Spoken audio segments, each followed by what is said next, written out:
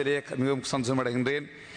குறிப்பாக எங்களுடைய கௌரவ பிரதம அமைச்சர் அவர்கள் இந்த கல்வி அமைச்சை பொறுப்பேற்றிருப்பது, இந்த நாட்டினுடைய இரண்டாவது அந்தஸ்தில் இருக்கின்ற ஒரு பிரஜை கல்வி அமைச்சு பொறுப்பு கொடுத்து கல்வி அமைச்சுக்கு முக்கியத்துவம் கொடுத்தது மாத்திரமல்ல, எங்களுடைய கௌரவ கல்வி அமைச்சர் அவர்கள் அதிகமான நிதியையும் இந்த பட்ஜெட்டிலே அவரால் இந்த கல்வி அமைச்சுக்கு பெறக்கூடியதாக இருந்தது.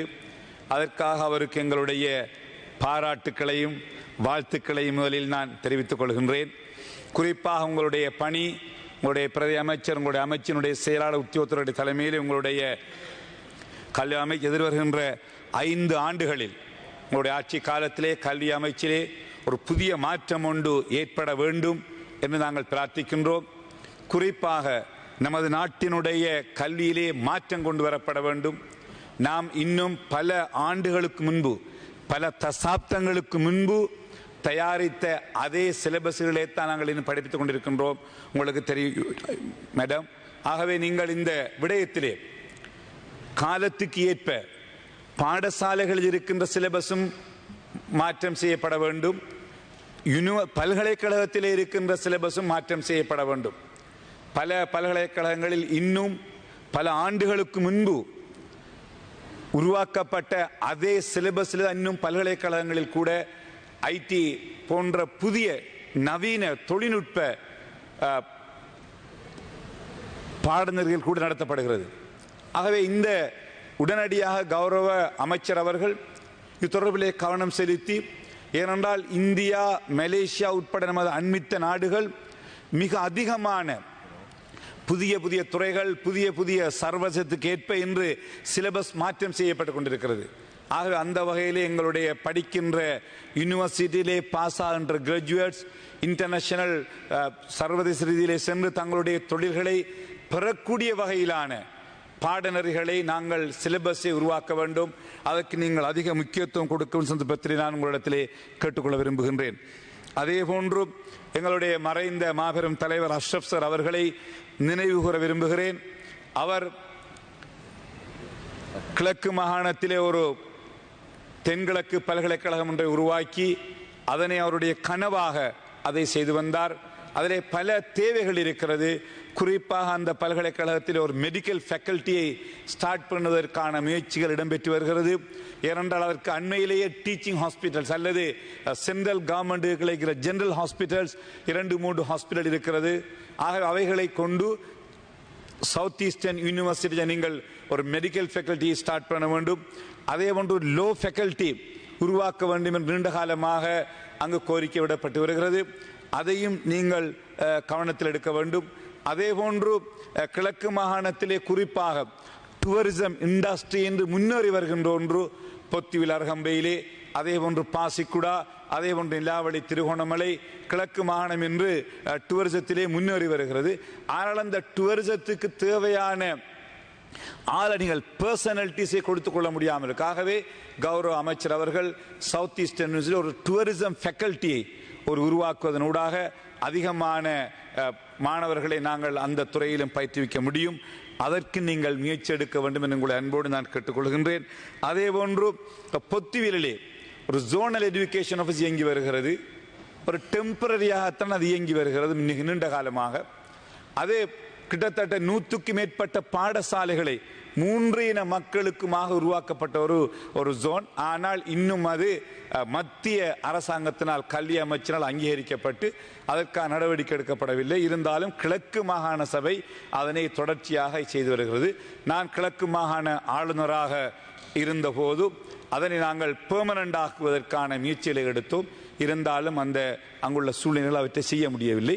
ஆகவே கௌரவ அமைச்சர் அவர்கள் உடனடியாக பொத்துவில் ஜோனல் எஜுகேஷன் ஆஃபீஸை நீங்கள் ஒரு பெர்மனன்ட் ஆஃபீஸாக மாற்ற வேண்டும் என்றால் மிக நீண்ட 100 கிலோமீட்டர் தூரம் போக வேண்டியிருக்கிறது அடுத்த ஜோனை அடைவதற்கு. ஆக அதற்காக நீங்கள் உடனடியாக செய்ய வேண்டும் சந்தர்ப்பத்தில் நான் கேட்டுக்கொள்ள விரும்புகின்றேன். அதே போன்று இங்கு நேற்று முன்தினம் பேசுகின்ற போது ஒரு கௌரவ பாராளுமன்ற உறுப்பினர் முஸ்லிம்களுடைய விவாகர சம்பந்தமாக பேசினார். அது காலத்துக்கு காலம் இந்த சமூகத்திற்கு எதிராக பேசப்படுகின்ற ஒரு விடயம். அது சம்பந்தமான பேச்சுவார்த்தைகள் ஏற்கனவே அமைச்சினால் மேற்கொள்ளப்பட்டு வருகிறது. அதிலே திருத்தங்கள் மேற்கொள்ளப்பட வேண்டுமாக இருந்தால் அவைகள் முஸ்லிம் சமய கலாச்சார திணைக்களம், ஜமியத் உலமா, கல்வி அமைச்சு, நீதி அமைச்சு எல்லாம் இணைந்து செய்ய வேண்டிய விஷயம். அவைகளை பேசி ஒரு சமூகத்துக்கு எதிராக, ஒரு சமூகத்தினுடைய உணர்வுகளை தூண்டுகின்ற நடவடிக்கைகளுக்கு நாங்கள் முடிக்கக்கூடாது. ஆகவே அதிலே குறைகள் இருந்தால், MMDA திருத்தப்பட வேண்டுமாக இருந்தால் நாங்கள் ஏற்றுக்கொள்ளுகின்றோம். அதை செய்யப்பட வேண்டும். அதில் எந்த மாற்று கருத்தும் கிடையாது. ஓல்சிலோன் ஜமியத்துல் உலமா, அதே போன்று Muslim cultural affairs ministry, Muslim members of parliament, ministry of justice, ministry of education அதை சேர்ந்து செய்ய முடியும். அதை விடுத்து இந்த சபையிலே வந்து ஒரு முஸ்லிம்களுடைய மனதை புண்படுத்துகின்ற விதத்திலே பேசிவிட்டு அதற்கு முஸ்லிம் சமூகத்தின் சார்பிலே அது தொடர்பான விளக்கங்களை கேட்கின்ற போது மிக கேவலமாக, மோசமாக, ஒரு பைத்தியகாரனை போல தன்னுடைய அறிக்கைகளை விடுவதன் மூலம் இது தமிழ் மக்களுக்கும் முஸ்லிம் மக்களுக்கும் இடையிலே ஒரு பெரிய ஒரு பிளவை ஏற்படுத்தும். உண்மையிலே அவருக்கு அந்த பாராளுமன்ற மூளைக்கோளாறு இருக்கிறதா என்று கூட எங்களுக்கு சந்தேகம் ஏற்படுகிறது. ஆகவே கௌரவ தவிசாளர் அவர்களே, இது விடயத்திலே உரிய கவனம் செலுத்த வேண்டும். பாராளுமன்றத்திலே தனக்கு இருக்கின்ற அந்த உரிமையை பயன்படுத்தி ஒரு முஸ்லிம் சமூகத்திற்கு எதிராக, முஸ்லிம்களுக்கு எதிராக, ஒரு மார்க்கத்திற்கு எதிராக இவ்வாறு கீழ்த்தரமாக பேசுகின்றவர்களுக்குரிய நடவடிக்கை எடுக்கப்பட வேண்டும். அவர்களுக்கு பேச்சுக்கள் கொடுக்காமல் தடுக்கப்பட வேண்டும். அவருடைய உடனடியாக அவரை நீங்கள் வைத்தியசாலைக்கு அனுப்பி அவருடைய மூளையை பரிசோதனை செய்யுங்கள் தயவு செய்து. ஆகவே இது இனங்களுக்கு இடையிலான பிளவுகளை உண்டு சொல்லி வைக்க விரும்புகிறேன். Mr. Chairman, I would like to highlight the importance of the non-state universities in the country. In terms of providing quality and international standard education as growing public acceptance of private universities to build a higher education system accessible for all Sri Lankan. Please consider the statistics in the year 2024. 613 students set for the GC advanced level examination, which 173,444 students were qualified for university admission and only 43,568 students were admitted to state universities last year. That would mean 140,000 deserving students who qualified for the university admission. Almost 75% of qualified students were left out. In the year 2022, 16,254 students enrolled in non-state university programs. Another 9,935 students registered in affiliated foreign universities recognized by the Ministry of Education. Total 26,189 students got the opportunity in the non-state university pursue their higher education. Annually, around 12,000 Sri Lankan students are estimated to go overseas for higher education opportunities. The drain on foreign exchange is estimated at around $50 million per annum. Those who cannot afford overseas education have been increasingly looking at the domestic market for alternative options. Mr. Chairman, considering the non-state universities' role in the country, in July 2023, the Select Committee of Parliament to make suitable recommendations for the expansion of higher education opportunities in Sri Lanka, chaired by Honorable Dr. Vijayadasa Rajapaksa, then Minister PC, has recommended the following. The Select Committee recommended the Higher Education Commission instead of University Grant Commission, and to bring I'll end up 2 minutes.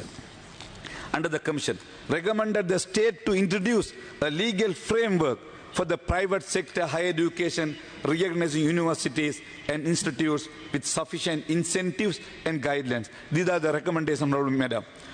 The Higher Education Commission to encourage private sector higher education institutes and provide incentives subject to the condition that they fulfill socio-economic obligations.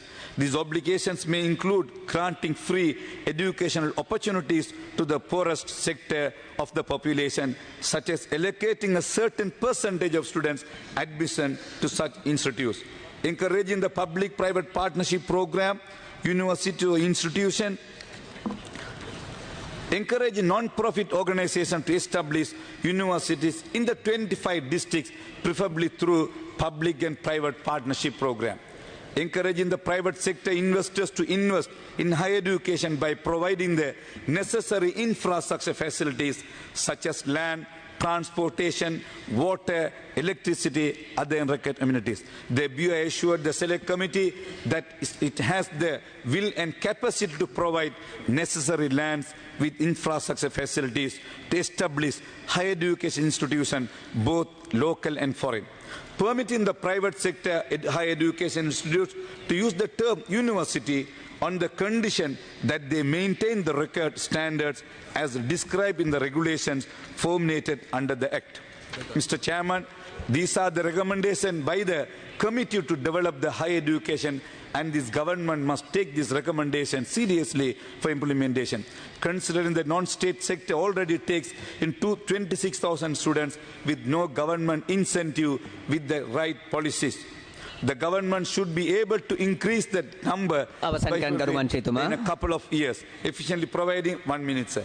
Higher education opportunities for the vast majority for deserving children. Mr. Chairman, Sri Lanka is still importing education, not exporting education. Private and non-state, non-profit universities, including medical schools, are operating in parallel with state universities and medical schools in our neighborhood countries like India, Nepal, Bangladesh and Pakistan. Our students go to those countries and in addition to East European countries. It must be, these institutions should be strictly guided by the already established SCACA, the Standing Committee on Accreditation and Quality Assurance. Under the SCACA, non-state and non-profit universities in this country can provide high-quality university education to local students, but also attract foreign students, bringing in much-needed foreign exchange.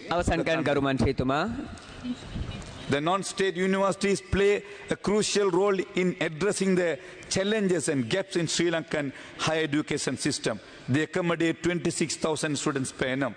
Non-state universities provide an avenue for these students to pursue higher education locally, reducing the need to seek opportunities abroad. Non-state, so Honorable Prime Minister, we would like to urge to consider to this proposal. அவைக்கு தலைமை தாங்கும் கௌரவ உறுப்பினர்களே, கல்வி அமைச்சினுடைய இந்த ஒதுக்கீட்டிலே பேசுவ கிடைத்தமைக்கு நன்றிகளை கூறிக்கொண்டவனாக,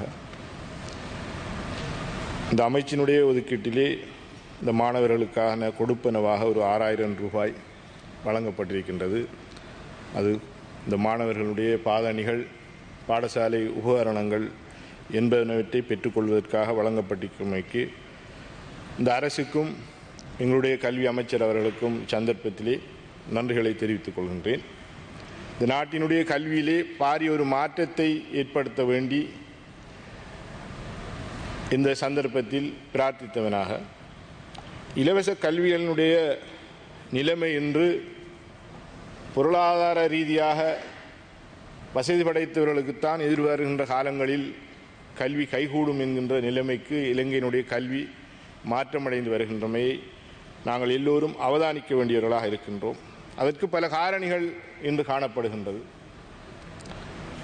குறித்த பிரதேசங்களிலே இருக்கின்ற ஆசிரியர்களை வேறு வலயங்களுக்கும் வேறு மாவட்டங்களுக்கும் நாங்கள்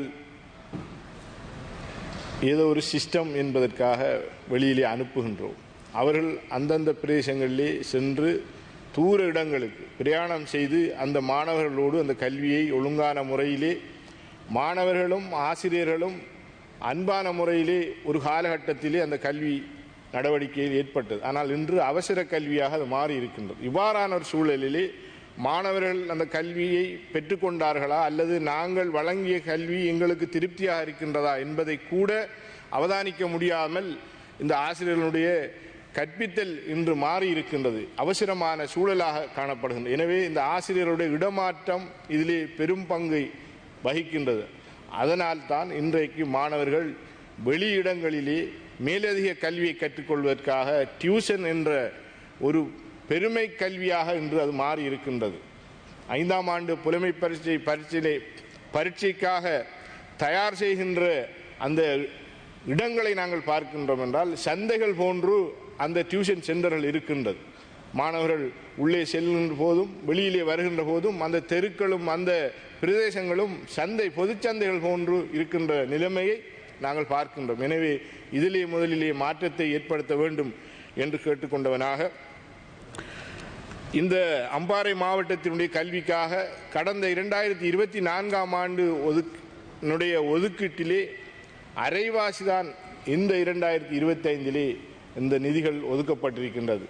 அது எந்த அடிப்படையிலே இந்த நிதி வளங்கள் ஒதுக்கப்பட்டிருக்கின்றது என்பதை நான் சபையிலே முன்வைக்கின்றேன். கல்வி நடவடிக்கையிலே ஆரம்பம் என்பது இந்த முன்பள்ளி பாடசாலைக்கு இந்த மாணவர்களை கொண்டு சேர்ப்பது. இந்த பாடசாலையினுடைய நிலைமை இன்று எவ்வாறு இருக்கின்றது என்றால், ஓ லெவல் அல்லது ஏ லெவல் அல்லது ஏதோ ஒரு டிப்ளோமாவை கற்ற அந்த அறிவை கொண்டு ஒவ்வொரு வீடுகளிலேயும் மாட்டுக் கொட்டகைகள் போன்று தகடுகளையும் ஏனைய தளபாடங்களையும் வைத்து குடிசை தொழில் போன்று இன்று முன்பள்ளி பாடசாலைகளை ஆரம்பித்து இந்த கல்வி நடவடிக்கைகளை மேற்கொள்கின்ற ஒரு கலாச்சாரம் மாறி இருக்கின்றது. இதற்கு பல காரணிகள் இருக்கின்றன. ஒன்று, அந்த கல்வியை மேற்கொண்டவர்களுக்கு தொழில் வாய்ப்பில்லை. எனவே எதையாவது செய்து வயிற்று பிழைப்பை நடத்த வேண்டும் என்பதற்காக அந்த மாணவர்களை, எதிர்கால சந்ததிகளை ஒழுங்கமைக்கின்ற விடயத்திலே தவறுகளை எல்லோரும் சேர்ந்து நாங்கள் விடுகின்றோம். எனவே இதனையும் இந்த கல்வி அமைச்சும் ஏனைய இங்கே வருகை தந்திருக்கின்ற 225 பாராளுமன்ற பிரதேச உறுப்பினருடைய பிரதேசங்களிலும் இவ்வாறான பிரச்சனைகள், நிலைமைகள் இருக்கின்றது. எனவே இதை எல்லோரும் சேர்ந்து இதற்கான ஒரு திட்டத்தை வைக்க வேண்டும்.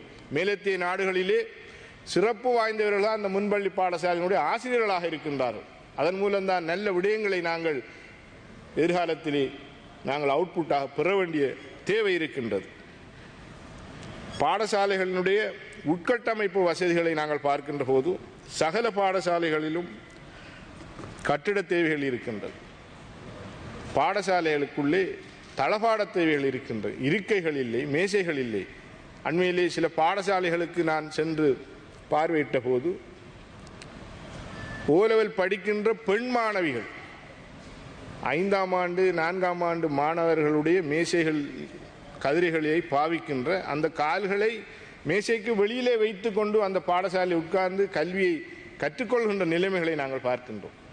இது தொடர்ச்சியாக இருந்து வருகின்றது. அந்த பிரதேசங்களிலே பாராளுமன்ற உறுப்பினர்கள் இருந்தார்கள், அமைச்சர்கள் இருந்தார்கள். இவர்கள் பல கோடி ரூபாய் அபிவிருத்திகளை இந்த பிரதேச மக்களுக்கு நாங்கள் செய்திருக்கின்றோம் என்று தேர்தல் காலங்களிலே போஸ்டர்களையும் புத்தகங்களையும் அடித்து பகிர்ந்தார்கள். ஆனால் இன்று வரைக்கும் அந்த மாணவர்கள் இவ்வகையான கல்வி நடவடிக்கைகளில் மேசை கதிரைகள் இல்லாமல் இருக்கின்றார்கள். மலசலகூட வசதிகள் மிக தேவையாக இருக்கின்றது. பெண் பிள்ளைகள் கல்வி கற்கின்ற பாடசாலைகளில் இருக்கின்ற மலசலகூடங்களை பார்க்கின்ற போது அந்த நிலைமை படுமோசமாக இருக்கின்றது. இதனை எதிர்காலத்திலே இருக்கின்ற வேலை திட்டங்களிலே ஹைஜீன் டாய்லெட் என்று சிலதை நாங்கள் இன்று செய்வதற்கு முனைகின்றோம். அதே போன்று ஃபீமேல் ஃப்ரெண்ட்ஷிப் டாய்லெட் என்று. எனவே இதனுடைய அத்தியாவசிய தேவை உணரப்பட்டிருக்கின்றது. வயது வந்த பிள்ளைகளுடைய அந்த பாடசாலை இருக்கின்ற அந்த சூழலிலே இதனுடைய தேவை எவ்வாறு என்பது இங்கே நாங்கள் நாடறிந்த விடயமாக இருக்கின்றது. எனவே சுகாதார விடயத்தை நாங்கள் அந்த பாடசாலைகளில் இருந்தே ஆரம்பிக்க வேண்டும். கல்வி கற்கின்ற இடங்களிலே துப்புரவில்லை, சுகாதாரம் இல்லை என்றால் அந்த மாணவர் எதை இந்த நாட்டுக்கு செய்யப்போகின்றார் என்ற விடயத்தை நாங்கள் பார்க்க வேண்டியிருக்கின்றோம். எனவே இந்த விடயத்திலும் கவனத்தை செலுத்த வேண்டும். கூடுதலாக இந்த கதிரை மேசைகளுக்காக ஒரு பாடசாலைகளிலும் மறைமுகமான முறையிலே 10,000 15,000 என்று நிதிகளை அறவிடுகின்ற, வறுமை கோட்டின் கீழ் வாழ்கின்ற பிள்ளைகளுடைய கல்வியினால் பாதிக்கப்படுகின்ற நிலைமையை நாங்கள் பார்க்கின்றோம். எனவே இதற்கான வேண்டிய நிதிகள் வளங்களை ஒதுக்க வேண்டும் என்று கேட்டுக்கொள்வதோடு, பாடசாலைகளிலே இரவு நேர காவலாளிகள் இல்லை, சுகாதார தொழிலாளர்கள் இல்லை. இவர்களுடைய நியமனம் அத்தியாவசியமாக காணப்படுகின்றது.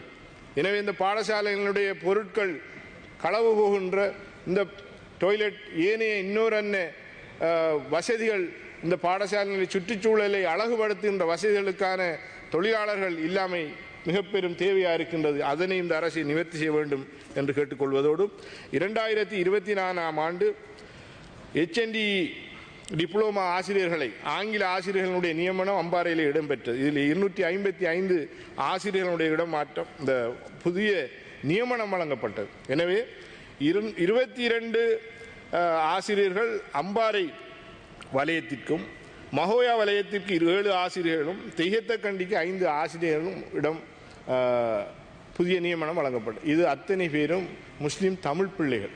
இவர்கள் சிங்கள பிரதேசங்களில் சென்று இந்த கல்வியை கற்பிக்கின்றதிலே பாரிய பிரச்சனைகள் இருக்கின்றது. மொழிவள பிரச்சனை ஆக பிரதானமாக காணப்படுகின்றது. போக்குவரத்து பிரச்சனை அதைவிட கூடுதலாக காணப்படுகின்றது. நன்றி. இவ்வாறான சூழலிலே அக்கரைப்பற்று சம்மாந்துறை போன்ற பிரதேசங்களிலே 2 வலயத்திலும் 50க்கு மேற்பட்ட ஆங்கிலேய பாட ஆசிரியர்களுக்கான வெற்றிடங்கள் காணப்படுகின்றது. எனவே இந்த விடயத்தினை கவனத்தில் கொண்டு இந்த மொழி ரீதியாக இருக்கின்ற பிரச்சினைக்கு தீர்வு காண வேண்டும் என்று நான் சபையை கேட்டுக்கொள்வதோடு 2018ஆம் ஆண்டு பட்டதாரியாக வெளியேறிய பட்டதாரிகளுடைய நியமனங்கள் இதுவரைக்கும் வழங்கப்படாமல் இருக்கின்ற இது பற்றி அதிகமானவர்கள் பேசியிருந்தாலும் எதிர்வருகின்ற காலங்களிலே 30,000 வேலை வாய்ப்புகள் வழங்குகின்ற அந்த விடயம் இருக்கின்றது. இருந்தாலும் இதிலே 45 வயதுக்கு மேற்பட்ட அதிகமானவர்கள் இருக்கின்றார்கள். இன்று கூலித்தொழில் செய்கின்ற பட்டதாரி மாணவர்களை பட்டதாரிகளை நாங்கள் கண்ணூடாக பார்க்க வேண்டிய தேவைகள் இருக்கின்றது. நிபந்தனைகளை நிவர்த்தி செய்தும் வெளி மாவட்டங்களில் வெளி வலயங்களிலே தொழில் செய்கின்ற ஆசிரியர்களை நாங்கள் பார்க்கின்றோம். எனவே அவர்களையும் உள்ளிருக்கின்ற இந்த விடயத்தை நாங்கள் செய்ய வேண்டும் என்று கேட்டுக்கொள்வதோடு எனது சகோதரர்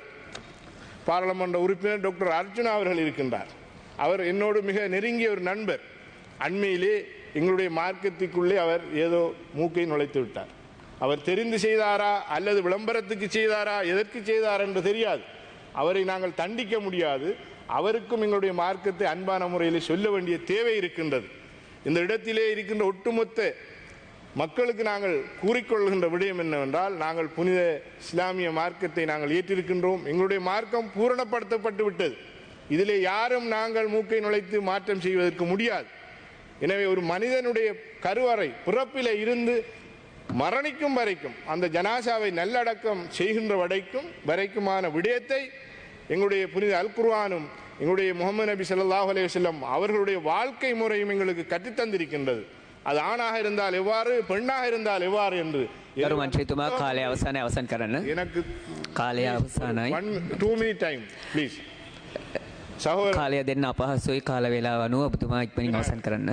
சகோதரர் எங்களுடைய அர்ஜுனா அவர்களுக்கு சில விடயங்களை கூறி நான் முடித்துக் கொள்ளலாம் என்று நினைக்கின்றேன். எனவே அவர் ஒரு படித்தவர், பண்புள்ளவர். அவர் ஒரு தேசிய பட்டியல் பாராளுமன்ற உறுப்பினர் அல்ல, மக்களினால் தெரிவு செய்யப்பட்டு வந்திருக்கின்றார். எனவே மக்களுடைய ஆதரவை பெற்று வந்தவர். இந்த நாட்டிலும் இருக்கின்ற அனைத்து மக்களோடும் இணைந்து செயற்பட வேண்டும் என்று பிரார்த்தித்தவனாக இந்த விடயத்திலே இந்த அவருடைய செயற்பாடுகளை முழுமையாக வாபஸ் பெறுவார் அல்லது அந்த நிலைமையில் இருந்து அவர் மாற வேண்டும் என்ற விடயத்தை கூறிக்கொண்டவனாக, பல்கலைக்கழக கல்லூரிகள் அமைக்கப்பட்டிருக்கின்றது இந்த இலங்கை திருநாட்டிலே. 6 இடங்களிலே 6 கிழக்கு மாகாண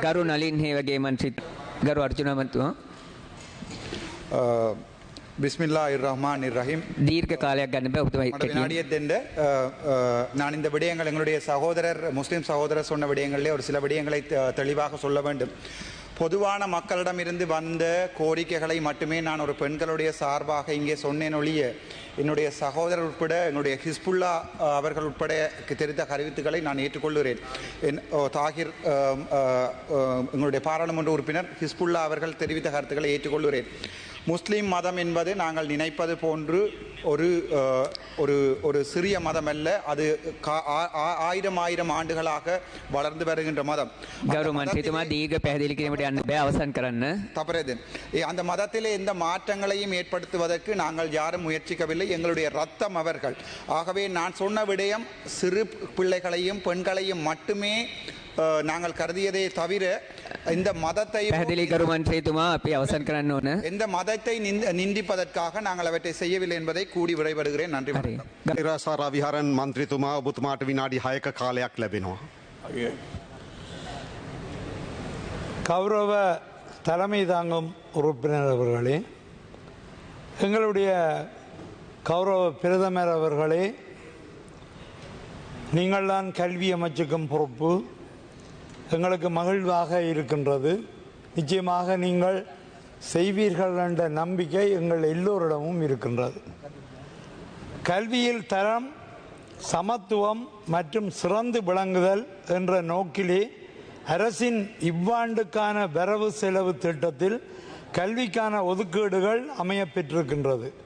தேசிய அபிவிருத்திக்கான அடித்தளமே கல்வி என்ற வகையில் குறிப்பிடத்தக்க ஒதுக்கீடுகள் இம்முறை பாதீட்டிலே உள்ளடக்கப்பட்டமையை இந்த நேரத்தில் வரவேற்று கொண்டு கல்விக்கான ஒதுக்கீடு தீவளாவிய வகையில் சமத்துவ அடிப்படையில் பகிரப்படுவதை தயவு செய்து உறுதிப்படுத்துங்கள் என்று வன்னி மாவட்டத்தை சார்பாக்கும் பாராளுமன்ற உறுப்பினராக நான் கேட்டுக்கொள்கின்றேன். பாடசாலை உட்கட்டுமான மேம்பாட்டுக்காக 10,000 மில்லியன் ஒதுக்கப்பட்டிருப்பதை வரவேற்கின்றோம். போதுமானதற்ற கட்டடங்கள், கட்டி முடிக்காத வகுப்பறை கட்டடங்கள், நூலகங்கள், ஆய்வுக்கூடங்கள் இன்றி வன்னி பிராந்திய பாடசாலைகள் இன்னமும் இருப்பதை தங்களின் கவனத்துக்கு கொண்டு வருகின்றேன். வன்னியில் வாழும் எங்கள் பிள்ளைகள் போதுமான ஆசிரியர்கள் இன்றி, இணைய வசதியின்றி, முறையான வழிகாட்டல்கள் இன்றி பாடசாலை மட்டத்திலே மிகவும் இடர்படுகின்றார்கள். பாடசாலைகளில் நிலவும் இடைவிலகல்கள் இன்றளவும் வன்னி பிராந்தியத்திலே அபாய நிலையிலேயே காணப்படுவதை இப்பேரவையிலே முன்வைக்கின்றேன். வன்னி மாவட்டத்தில் உள்ள பாடசாலைகள் எதிர்கொள்ளும் சவால்களில் முதன்மையானவை ஊழியர் பற்றாக்குறை. வன்னி மாவட்டத்தில் உள்ள 6 கல்வி நிலையங்களில், குறிப்பாக முல்லைத்தீவு கல்வி நிலையத்தில் கணிதம், விஞ்ஞானம், ஆங்கிலம், அழகியல் பாடங்கள், விசேட கல்வி, உயர்தர பௌதிகவியல், இணைந்த கணிதம், வணிக கல்வி பாடங்களுக்கு ஆசிரியர்கள் பற்றாக்குறை காணப்படுகின்றது. 1AB பாடசாலை தொடக்கம் வகை 2 பாடசாலை வரை உரிய பாட ஆசிரியர்கள் இன்மையால் நீங்கள் முன்மொழியும் தரமான கல்வியை எங்கள் மாணவர்கள் பெற இயலாதுள்ளனர். தரமான கல்விக் கொள்கையை எங்கள் வன்னியிலும் உறுதிப்படுத்துவீர்களா என்றுதான் கேட்கின்றோம். மிகவும் கடைசி நிலையில் உள்ள ஷெம் கல்வியில் உள்ள எங்கள் மாவட்டத்தின் முல்லைத்தீவு ஆசிரிய ஆளணி தேவைக்கு உங்கள் வரவு செலவு திட்டம் முன்னுரிமை கொடுக்க வேண்டும் என்று கேட்டுக்கொள்கின்றேன். பல பாடசாலைகளில் போதுமான அளவில் கல்வி சாரா ஊழியர்கள் இல்லை. முல்லைத்தீவு கல்வி வலயத்தில் மாத்திரமே 392 ஆளணி வெற்றிடங்கள், இவர்களில் 322 ஆசிரியர்கள், அதிபர் சேவைக்குரியோர் 23, காவலாளிகள் 20 பேர், பாடசாலை பணியாளர்கள் 12 பேர், விஞ்ஞானம், கணிதம், தகவல் தொழில்நுட்பம் உட்பட 10 துறைகளுக்கு ஆசிரிய ஆலோசகர்கள் இல்லை. 14 பாடசாலைகளில் அதிபர்கள் இல்லை. வவுனியா தெற்கு வலயத்தில் 29 காவலாளிகள், 10 பாடசாலை பணியாளர்கள் உள்ளிட்ட ஆளணி வெற்றிடங்கள் உண்டு. பட்டதாரிகளை உள்ளீர்ப்பு செய்யும் வகையில் பாடசாலைகளில் பணியாற்றும் அபிவிருத்தி உத்தியோகர்களுக்கான நிரந்தர தீர்வுதான் என்ன? கௌரவ கல்வி அமைச்சர் அவர்களே, நீங்கள் சொல்லும் தரமான கல்வி, சமத்துவமான கல்விக்கான வாய்ப்புகளை எங்கள் பிள்ளைகள் பெறுவதையும் உறுதிப்படுத்துங்கள். இதுவரை நாங்கள் பெறவில்லை என்பதற்கான சான்றுகளே இவை. தகவல் தொழில்நுட்ப நிலை மாற்றத்திலும் ஏனைய 7 மாகாணங்களை விடவும் வடக்கும் கிழக்கும் பின்தங்கியே உள்ளது. கௌரவ கல்வி அமைச்சரே, இலங்கையில் உள்ள 9 மாகாணங்களில் போதுமானதற்ற தகவல் தொழில்நுட்ப மற்றும் தொலைக்கல்வி நிலையங்கள் இல்லாத மாகாணங்கள் வடக்கும் கிழக்கும் தான். கிழக்கிலே 4 கல்வி வலயங்களிலும் வடக்கிலே 3 கல்வி நிலையங்களிலும் தகவல் தொழில்நுட்ப வள நிலையங்கள் இல்லை. இந்த பாகுபாடு ஏன்? பாராளுமன்ற உறுப்பினராக நான் சார்பாகும் வன்னி மாவட்டத்தில் முல்லைத்தீவு கல்வி வலயத்துக்கும் மன்னார் கல்வி வலயத்துக்கும் இதுவரை அவ்வள நிலையங்கள் ஏன் இன்னமும் வழங்கப்படவில்லை? இங்குள்ள ஆசிரியர்கள் போதுமான பயிற்சியை பெறும் வசதிகளற்று காணப்படுகின்றனர். இங்குள்ள பெரும்பகுதி கணனிகள் பழுதடைந்து காணப்படுகின்றன.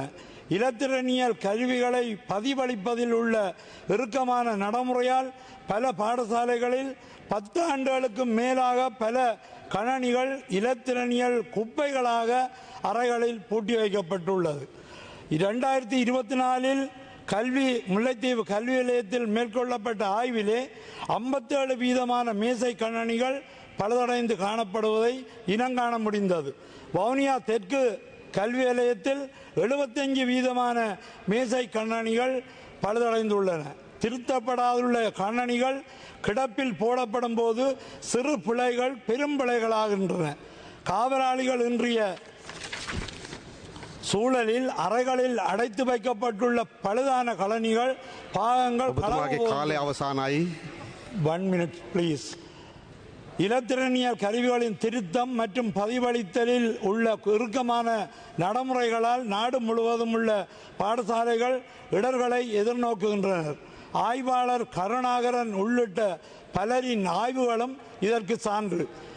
கௌரவ கல்வி அமைச்சரே, இலத்திரனியல் கணனிகளை முகாமை செய்வதில் பொருத்தமான சாத்தியப்படாத நடைமுறைகளை கொள்கை அளவில் ஏற்றுக்கொள்ளுங்கள். தொழில்நுட்ப நிலை மாற்றத்துக்கு மேலாக வன்னியில் உள்ள பல பாடசாலைகள் போதுமான உட்கட்டமைப்பு வசதிகள் இல்லை. பல வன்னி பாடசாலைகளில் முறையான சுகாதார வசதிகள் இல்லை. இது மாணவர்களை பாதிக்கின்றது. பல பாடசாலைகளில் விஞ்ஞான ஆய்வுக்கூட வசதிகள் இல்லை. ஸ்டெம் கல்விக்கு தேவையான செயல்முறை பயிற்சிகளை எங்கள் மாணவர்கள் பெற இயலாதுள்ளனர். வன்னி பிராந்திய பாடசாலைகளில் எல்லாவற்றுக்கும் மேலாக இந்த நிலையில் தாங்கள் அறிந்ததுதான், கல்விக்கான முதலீடு செலவல்ல, அது சிறந்த எதிர்காலத்துக்கான முதலீடு என்பதை கூறி நான் விடைபெறுகின்றேன். நன்றி, வணக்கம். ගරු රජීවන් ජයචන්ද්‍රමූර්ති මන්ත්‍රතුමා ඔබතුමාට විනාඩි 8ක කාලයක් ලැබෙනවා. இன்றைய சபைக்கு தலைமை தாங்குகின்ற கௌரவ உறுப்பினர்களே, இன்றைய கல்வி, உயர்கல்வி மற்றும் தொழிற்கல்வி அமைச்சு மீதான குளிர் விவாதத்திலே கலந்து கொள்வதிலே நான் மகிழ்ச்சி அடைகின்றேன். எங்களுடைய நாட்டிலே கல்வியானது ஒரு மிகப்பெரிய ஒரு விடயமாக, ஒரு சிறந்த ஒரு ஆயுதமாக எங்களுடைய மக்களால் பார்க்கப்பட்டு வருகின்றது. கடந்த காலங்களிலே இந்த நாட்டிலே யுத்தம் நடைபெற்ற பொழுது, பலர் இடம்பெயர்ந்த பொழுது, குண்டு வீச்சுகளிலே மக்கள் இறந்தபோது கூட இந்த கல்வியை அவர்கள் கைவிடவில்லை. தெருவிளக்குகளிலும் மெழுகுதிரி வெளிச்சங்களிலுமே கல்வி கற்று இந்த நாட்டுக்கு மிக சிறந்த சேவையினை ஆற்றியிருந்தார்கள். அந்த வகையிலே தான் எங்கள் ஜனாதிபதி கூட தெருவிளக்கொளியிலே கல்வி கற்று இந்த நாட்டின் ஜனாதிபதியாக வந்திருக்கின்றார். எனவே கல்வியானது இந்த தேசத்தினுடைய மிக ஒரு முக்கியமான ஒரு ஆயுதமாக காணப்படுகின்றது. எனவே இந்த கல்வித்துறையிலே ஒரு பெரிய மறுமலர்ச்சி ஒன்றை நாங்கள் ஏற்படுத்த வேண்டும்.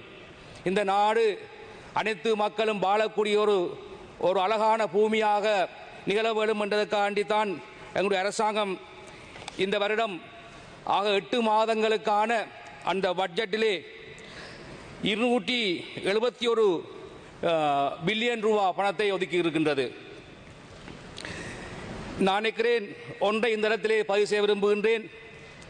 இந்த எங்களுடைய தேசிய மக்கள் சக்தியினுடைய ஆட்சி காலத்திலே எங்களுடைய நாட்டிலே கல்வியிலே ஒரு மறுமலர்ச்சி ஏற்படுகின்ற யுகம் ஒன்று நிச்சயமாக ஏற்படும்.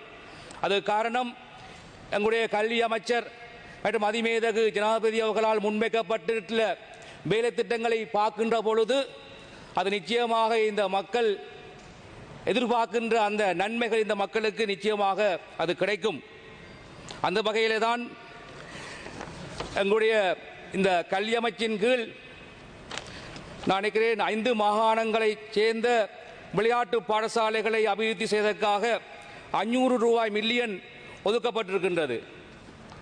அந்த விளையாட்டு பாடசாலைகளுக்கு ஊடாக பிள்ளைகளுடைய உடல் உள விருத்திகளை செய்து அதை மேம்படுத்துவதற்கு ஊடாக ஒரு மிகச்சிறந்த ஒரு ஆரோக்கியமான சமூகத்தை, மாணவ சமூகத்தை ஏற்படுத்த நாங்கள் நினைக்கின்றோம். அதேபோன்று உங்களுக்கு தெரியும், கடந்த காலங்களிலே முன்பள்ளி ஆசிரியர்கள் இன்று வரை மிக குறைந்த வேதனத்துடன் கற்பித்து வருகின்றார்கள். அவர்கள் நாளாந்தம் தங்களுடைய அவலங்களை எங்களிடம் சொல்லி வருகின்றார்கள். அந்த வகையிலே தான் அந்த முன்பள்ளி ஆசிரியர் சம்பளத்தை அதிகரிப்பதற்காக 100 மில்லியன் ரூபா எங்களுடைய அரசாங்கத்தாலே ஒதுக்கப்பட்டிருக்கின்றது. அதே போன்று இந்த பாடசாலையிலே காணப்படுகின்ற உட்கட்டமைப்புகள், நான் நினைக்கிறேன் எங்களுடைய கௌரவ பிரதம மந்திரி அவர்கள் தன்னுடைய உரையிலே மிக கவனமாக சொல்லியிருந்தார். அவர் யாழ்ப்பாணம் வந்த பொழுதும் அதை சொல்லியிருந்தார், இன்றைய உரையிலும் சொல்லியிருந்தார். அதாவது பல பாடசாலைகளிலே நீண்ட காலமாக அங்கே பிரச்சனைகள் காணப்படுகின்றன.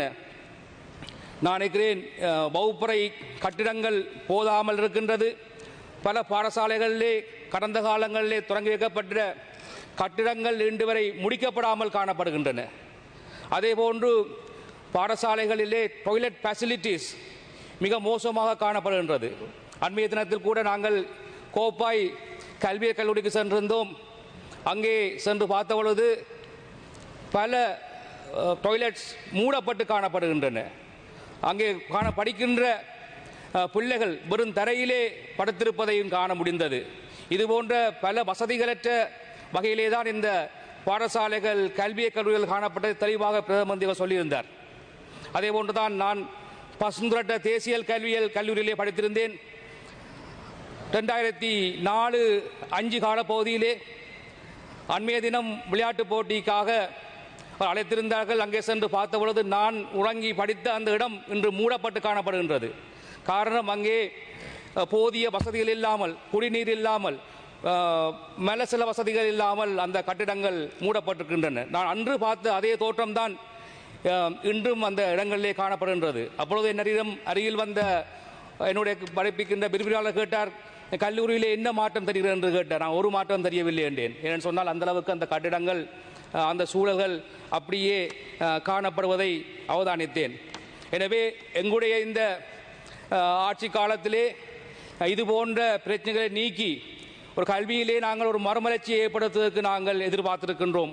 அது ஒரு நீண்ட நிரந்தரமான மாற்றத்தை எங்களுக்கு அது ஏற்படுத்தும். அதே போன்று கடந்த காலங்களிலே காணப்படுகின்ற பல பிரச்சனைகள் இருக்கின்றன. பிரபல பாடசாலைகள், முன்னணி பாடசாலைகள் போன்ற பாடசாலைகள் அதிகளவிலான பிள்ளைகளை எடுக்கின்றன. இதனால் கிராமப்புறத்திலே இருக்கின்ற பாடசாலைகள் மிக குறைந்த பிள்ளைகளை கொண்ட பாடசாலைகளாக இயங்கி வருகின்றன. நானும் ஒரு காலத்திலே அதிபராக இருந்தேன். பிள்ளைகளை தேடி செல்கின்ற வேலைதான் அதிபர்கள் பார்க்க வேண்டிய சூழல் இருந்தது.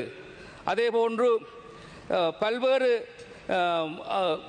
பிரச்சனைகள் காணப்பட்ட போதும் எங்களுடைய இந்த ஆட்சி காலத்திலே இந்த கல்வி தரத்தை நாங்கள் முன்னேற்றி இந்த கல்வியில் அடைகின்ற நன்மையை நாங்கள் அதிகமாக ஏற்படுத்த எதிர்பார்க்கின்றோம்.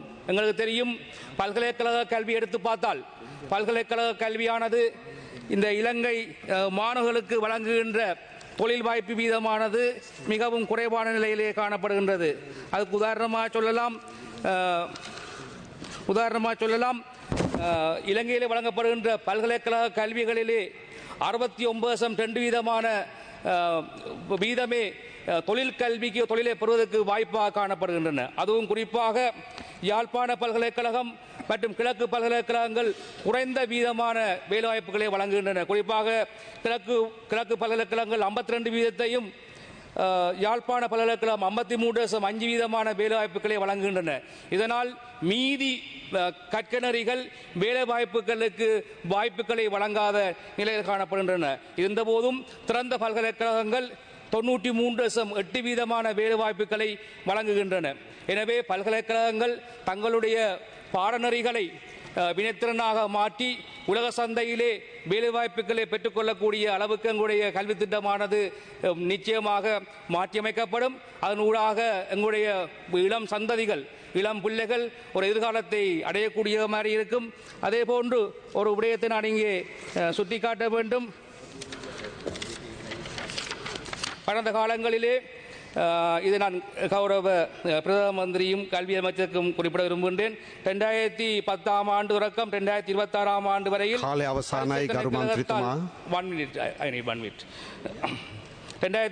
ஆண்டு தொடக்கம் 2016 ஆண்டு வரையில் பரீட்சை திணைக்களத்தால் ஆசிரிய பயிற்சி சான்றிதழின் மூலப்பிரதிகள் இதுவரை வழங்கப்படவில்லை. இது குறித்து குறு வித்தியாலய அதிபர்கள் அசம்பந்தமாக இருக்கிறார்களா அல்லது பரீட்சை திணைக்கள அதிகாரிகள் அசம்பந்தமாக இருக்கின்றனரா? 15 வருடங்களுக்கு மேலாகியும் சான்றிதழ் வழங்க முடியாது இருப்பதன் காரணம் தெரியவில்லை. எனவே நிச்சயமாக இது தொடர்பாக இந்த விடயம் உங்களுடைய கவனத்துக்கு கொண்டு வரப்பட்டிருக்கின்றது. அதே போன்று இன்னும் சொல்ல போனால் எங்களுடைய அரசாங்கமானது 2025ஆம் ஆண்டிலிருந்து ஆட்சேர்ப்புகளை செய்வதற்கு தீர்மானித்திருக்கின்றது. அதன் பிரகாரம் கல்வி நிர்வாக சேவை தரம் 3க்கு 555 பேரையும், இலங்கை ஆசிரியர் சேவை தரம் 3.1க்கு டிப்ளோமா பட்டதாரிகள் 4140 பேரையும், அனைவருக்கும் ஆங்கிலம் என்கின்ற திட்டத்தின் கீழ் ஆங்கில ஆசிரியர்கள் 2500 பேரையும், அதே போன்று தேசிய மற்றும் மாகாண பாடசாலைகளுக்கு 22,000 ஆசிரியர்களையும், அதே போன்று ஆசிரிய ஆலோசகர்கள் 2100 பேரையும், பெருந்தோட்ட பாடசாலைகளுக்கு ஆசிரிய உதவியாளர்களாக 2935 ஆசிரியர்களையும் உள்வாங்குவதற்கு நடவடிக்கை எடுத்திருக்கின்றது. இதன் மூலம் எங்களுடைய கல்வியிலே நிச்சயமாக மறுமலர்ச்சி ஏற்படும் என்று நாங்கள் நம்பிக்கொள்கின்றோம். நன்றி.